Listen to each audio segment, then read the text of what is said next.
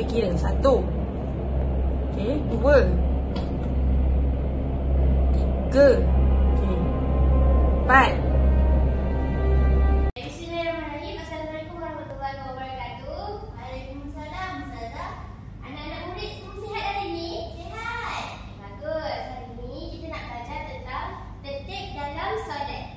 Apa tu tertib dalam solat, Ustazah? Okey, tertib ni adalah susunan dalam solat supaya kita yang telah ditetapkan dalam solat kita, dan sebenarnya dia nak ada kesinambungan dalam semua tetapi rukun-rukun fi'li dalam solat ni. Okey, jadi pertama sekali Ustazah akan ajar dulu macam mana step-step secara ringkas yang dalam solat kita ni. Ustazah yakin awak semua mesti dah tahu kan sebenarnya.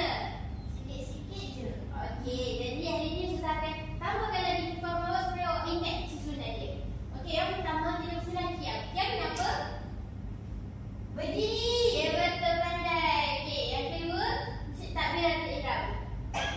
Dan takbiratul ihram kita buat apa? Angkat tangan. Cakap Allahu Akbar. Okey, kita Allahu Akbar. Sambil tu dalam hati kita kena niat. Okey, lepas tu yang ketiga rukuk. Rukuk macam mana rukuk? Okey, rukuk macam ni. Oh, faham. Okey. Lepas tu kita iktidal. Iktidal tu kita daripada rukuk ni sami Allahu liman hamidah. Okey. Seterusnya kita sujud. Bila kita Allahu Akbar kita sujud. Sujud macam mana? Tunduk. Betul. Kita tunduk sampai kita kena lantai. Okey, seterusnya kita duduk atas sujud dan akhir sekali secara ringkasnya Ustazah buat bila tahiyat akhir. Tahiyat akhir tu apa, Ustazah? Okey, tahiyat akhir tu awak duduklah macam ni. Tahiyat awal. Awak kan dah darjah 7. Darjah 1. Okey, jadi hari ni Ustazah nak fahamkan awak macam mana kita punya tertib dalam solat ni dengan memastikan yang awak ni tahu step by step solat macam mana dan tahu rasional dia macam mana. Okey, cuba awak sini awak datang ke Ustazah. Okey, awak buat yang pertama qiyam. Qiyam. Okey, lepas tu takbiratul ihram. Allahu Akbar.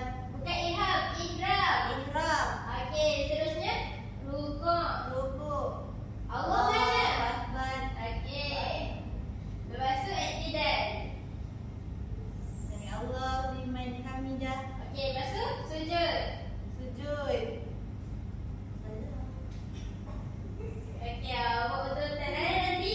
Okey, cuba awak bayangkan kalau awak qiyam sekarang. Qiyam.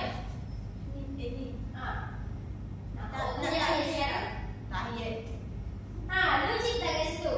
Tak logik. Kenapa? Sebab tak ikut turutan. Dan sebenarnya akan menyusahkan awak. Cuba bayangkan. Awak daripada qiyam, awak cuba buat sekarang awak qiyam. Lepas tu awak niat dan tahiyat akhir pula. Tahiyat akhir? Awak terus duduk. Lepas tu tiba-tiba awak kena rukuk. Boleh tak macam tu? Tak logik, Ustazah. Tak logik. Jadi macam mana susunan yang logiknya?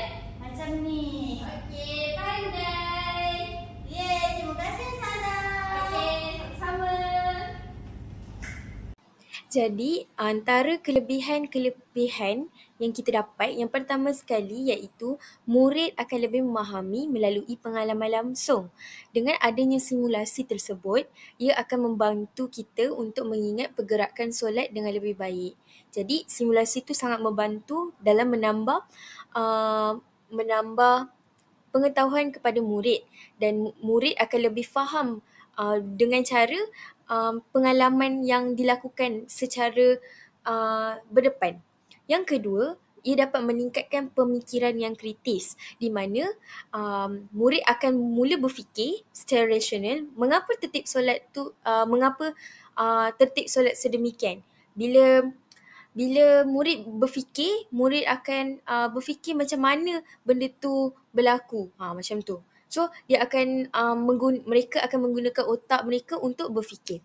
Yang ketiga, akan mewujudkan pembelajaran yang aktif, di mana murid akan terlibat secara langsung dalam perbincangan dan simulasi, di mana mereka akan berfikir dan berkumpul secara dalam kumpulan dan pembelajaran akan menjadi lebih aktif dengan adanya perbincangan.